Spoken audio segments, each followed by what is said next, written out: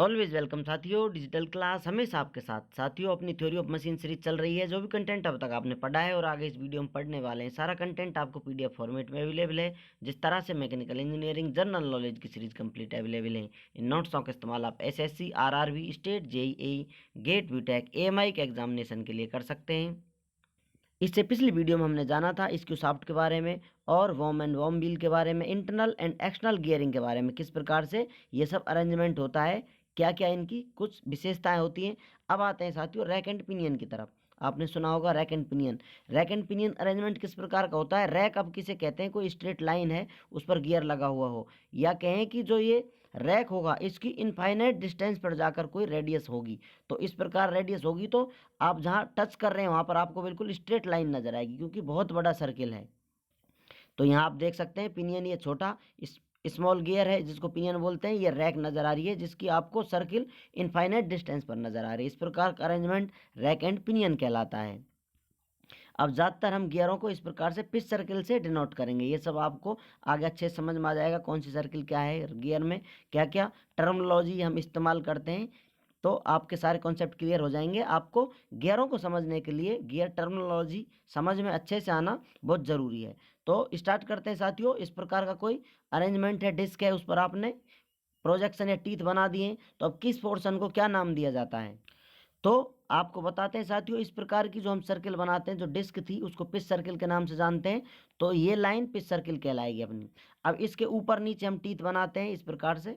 तो अब यहाँ आपको नजर आ रहा है जो ऊपर का सर्किल है, जहाँ आप टच कर सकते हैं इसको, ये जो ऊपर वाला टॉप सर्किल है इसको अडेंडम सर्किल के नाम से जानते हैं।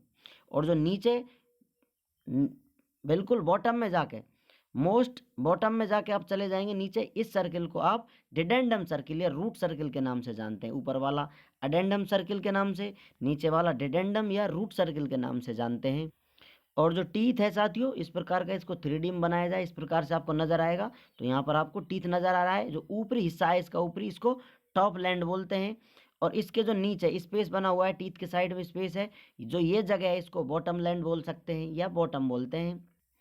यदि स्पेशल आपको पिच बोलना हो तो पिच किसे बोलते हैं, जो इनकी लेंथ होती है। जैसा कि आप इस पॉइंट से मेजरमेंट ले रहे हैं दूसरे टीथ की सेम पॉइंट की तरफ, तो ये पिच कहलाएगी। या लास्ट वाले हिस्से को मेजरमेंट कर रहे हैं, सेम जहाँ से रिपीटेशन स्टार्ट हो जाए उसको पिच बोलेंगे। या तो आप इस पॉइंट से इस पॉइंट की तरफ आएँ या नेक्स्ट पॉइंट से नेक्स्ट पॉइंट की तरफ आएँ, जो ये डिस्टेंस है पिच कहलाएगी। जो आपका पिच सर्किल है इसको आप टच कर सकते हैं, अडेंडम सर्किल को। और जो डिडेंडम सर्किल है, रूट सर्किल, इसको आप टच कर सकते हैं। लेकिन जो ये पिच सर्किल है इसको आप टच नहीं कर सकते, इसलिए इसको आप पिच सर्किल या इमेजिनरी सर्किल के नाम से भी जानते हैं। अब टीथ के साइड में जो ये हिस्से बने हुए हैं आप देखेंगे साइड में 3D में, तो जो पिच सर्किल है इससे ऊपर वाला हिस्सा फेस कहलाता है। और इस पिच सर्किल के नीचे वाला हिस्सा ये सर्किल है, तो ये जो नीचे वाला हिस्सा है ये क्या कहलाएगा, फ्लैंक कहलाता है। जैसा यहाँ देख सकते हैं ये फेस है और ये नीचे वाला फ्लैंक है। पिच सर्किल ये घूम रहा है तो लास्ट में पिच सर्किल पीछे भी घूम रहा होगा, ऊपर वाला फेस नीचे वाला फ्लैंक कहलाता है। बहुत आसान है, आप इसे देखेंगे समझेंगे, बार बार पढ़ते रहेंगे तो आपकी सारी टर्मिनोलॉजी, सारी टर्म, किस चीज़ को क्या नाम दिया जाता है आसानी से समझ में आ जाएगा। और आपके अच्छे से रिकॉल भी होने लगेगा, हाँ किस पोर्शन की बात की जा रही है। टीथ का जो ये हिस्सा है इसको थिकनेस बोलेंगे। ऊपर से नीचे की तरफ आए तो इसको हाइट बोल सकते हैं या डेप्थ बोलते हैं। अब जो पिच सर्किल है ये आपका नजर आ रहा है पिच सर्किल, इस पिच सर्किल से ऊपर यहाँ आप देखेंगे इस भाग को आप बोलेंगे अडेंडम और नीचे वाले को बोलते हैं डिडेंडम। इस कंप्लीट एरिया को, जो पिच सर्किल से ऊपर अडेंडम सर्किल, डिडेंडम सर्किल, लेकिन ऊपर की जो लेंथ है ये इस प्रकार से लीनियर लेंथ है, हाइट है या डेप्थ है, इसको ऊपर वाले को अडेंडम, नीचे वाले को डिडेंडम के नाम से जानते हैं। अब कहीं यदि आपको गियर बनाने होंगे तो आपको जरूर नहीं हर बार आप टीथ बनाएं, इस प्रकार से पिच सर्किल से आप शो कर सकते हैं। तो आपको बता दी जाएंगी, टर्मिनोलॉजी याद है तो कहाँ किसकी बात हो रही है। और आगे बारीकी से जानते चलेंगे। साइज ऑफ गियर आप बता सकते हैं, साइज ऑफ गियर बतानी हो तो पिच सर्किल डायमीटर से आप बता सकते हैं उसका।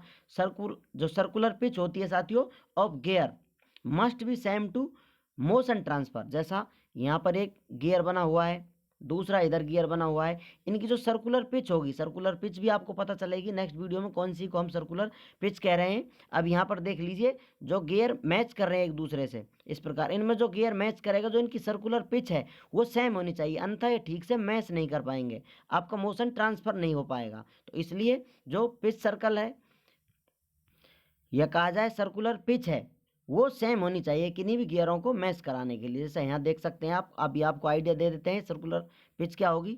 जैसा यहाँ एक टीथ है, स्पेस है, दूसरा टीथ है, तो अब इस पॉइंट को आप ले जाएं, रोटेशन करेगा घूमते हुए इस प्रकार से आएगा, तो यहाँ आके रुक जाएगा। या फिर इस पॉइंट के अलावा सेम दूसरे टीथ पर यही पॉइंट देखा जाए, तो जो ये आर्क में आपको नजर आ रही है, इसको हम सर्कुलर पिच के नाम से जानते हैं।